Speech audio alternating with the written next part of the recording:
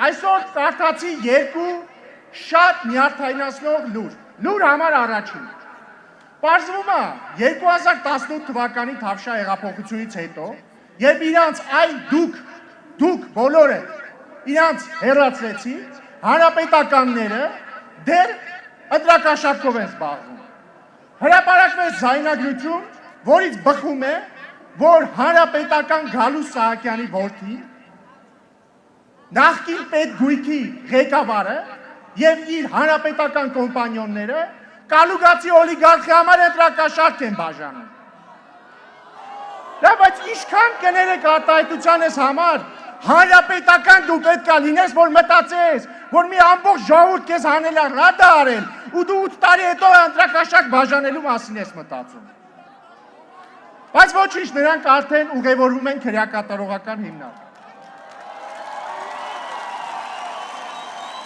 Երկրորդ լուրը հրապարակվեց քննչական կոմիտեն հրապարակեց ձայնագրություն, ըստ որի Գյումրիի քաղաքապետ Վարդանիկը, որին հիշում եք նախորդ տարի քաղաքապետ դարձրեցին Սերժ Սարգսյանը, Քոչարյանը եւ կալուգացի օլիգարխը։ Ձայնագրության մեջ ասում է,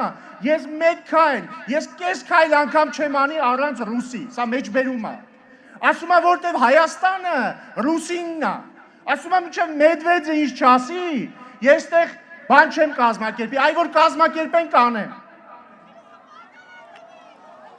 Իրավացի էր կինը, որը ասում էր գլուխը պատին ա տվել։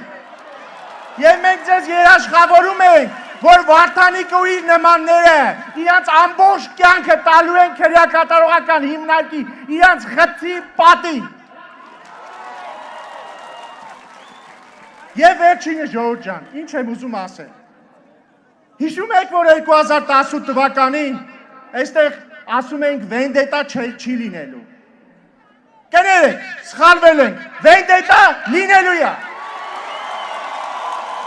Հավանիչ տեսանյութը եւ բաժանորդագրվիչ նորությունները բաց չթողնելու համար։